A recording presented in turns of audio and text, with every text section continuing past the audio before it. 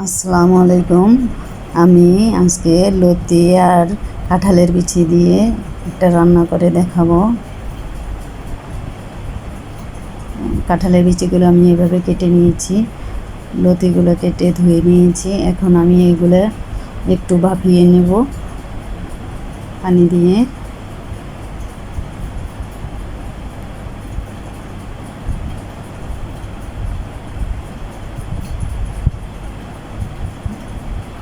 এখন আমি চুলায় বসিয়ে দিলাম।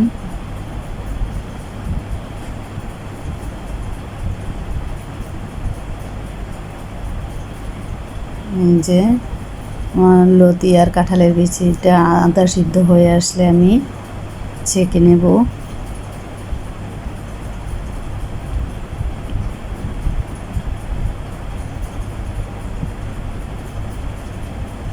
এখন আমি ছেঁকে নিয়েছি।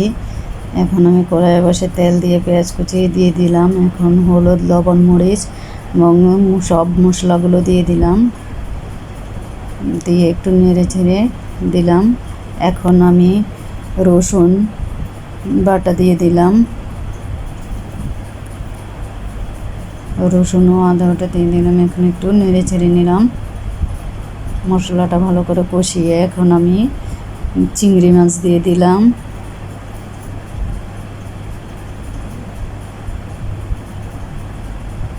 এখন আবার ভালো করে কষিয়ে মশলাটা একটু পানি দিয়ে দিলাম।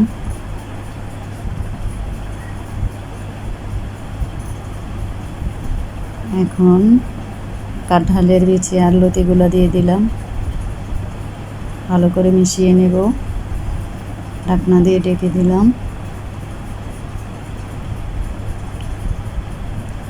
যে ঢাকনাটা খুলে আমি আবারও একটু মিশিয়ে নেব।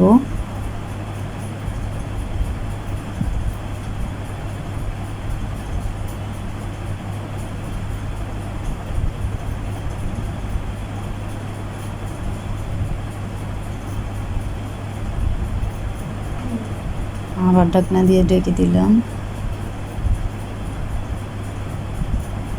এই যে আমার লতিটা হয়ে এসেছে,